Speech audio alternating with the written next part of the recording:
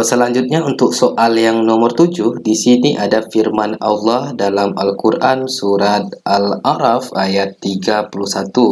Nah, penggalan ayat ini kira-kira ada dibahas pada soal nomor 2 atau soal nomor 3 kemarin itu. Nah, bismillahirrahmanirrahim. Ya bani Adam khuzu rizinakum inda kulli masjidi walakulu wa kulu washrabu wala tusyrifu innahu la yuhibbul musyrifin. Nah, kalau kita terjemahkan penggalan ayat ini, hai anak cucu Adam, ketika kamu hendak masuk ke masjid, maka pakailah pakaian yang baik dan bagus. Makan dan minumlah secara tidak berlebih-lebihan. Sesungguhnya Allah tidak menyukai orang-orang yang berlebih-lebihan. Korelasi ayat tersebut dengan fenomena ekonomi berkaitan dengan, nah maksud soal adalah apa fenomena yang terkandung dalam penggalan surat Al-A'raf ayat 31 ini. Nah, kata kunci dari soal ini adalah washrabu wala tusyrifu. Washrabu wala tusyrifu. Makan dan minumlah secara tidak berlebih-lebihan. Kalau kita berbicara mengenai makan dan minum secara tidak berlebih-lebihan, maka erat kaitannya dengan nilai guna marginal dan nilai guna total. Nah, berarti pilihan jawaban kita cuma dua opsi saja, yang A dan B. Yang opsi C dan D itu kita buang saja, tidak menjadi prioritas karena tidak ada hubungannya dengan korelasi atau maksud yang ditanyakan oleh soal. Nah, untuk jawaban yang nomor 7 ini adalah jawabannya yang opsi A, nilai guna marginal. Nah, apa itu nilai guna marginal dan apa itu nilai guna total? Coba kita bahas. Nah, yang dikatakan dengan total utility atau total kepuasan, keseluruhan dari nilai kepuasan, berarti total kepuasan. Nah, marginal utility itu adalah tambahan kepuasan akibat mengkonsumsi satu jenis atau lebih barang.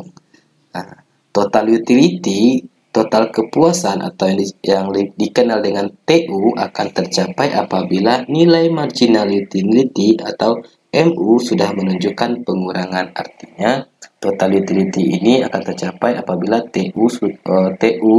apabila MU sudah bernilai negatif. Oke, kita kembali ke soal.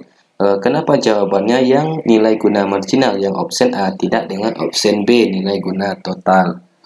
Nah, kita pahami, kalau kita jawab nilai guna total, itu sangat bertentangan sekali dengan firman Allah dalam Al-Quran surat Al-A'raf ayat 31. Nah, memang dalam ekonomi konvensional itu nilai guna total itu yang menjadi prioritas, sedangkan dalam ekonomi Islam itu sangat bertentangan sekali. Nah, kenapa itu bertentangan? Kalau nilai guna total artinya total kepuasan, artinya kita mengkonsumsi secara berlebih-lebihan, artinya serakah. Contohnya kita makan bakso 5 mangkok, makan mie instan 3 mangkok, makan mie ayam 2 mangkok. Nah, karena sifat manusia serakah, dimakannya lagi. Nah, karena kecenderungan manusia itu mengkonsumsi dalam jumlah yang banyak. Nah, mengkonsumsi dalam jumlah yang banyak itu sangat bertentangan dengan ajaran Islam karena kita tidak akan merasakan manfaat dari makanan yang kita makan. Makanya jawaban yang tepat adalah nilai guna marginal, tambahan kepuasan. Artinya kita makan, kalau masih merasa belum lapar boleh kita tambah. Kalau masih merasa belum kenyang boleh kita tambah. Kalau belum kenyang lagi, boleh kita tambah. Nah, kira-kira prinsip Islam mengajarkan kita seperti itu. Nah, tujuannya untuk kita merasakan nikmatnya manfaat dari makanan yang kita makan.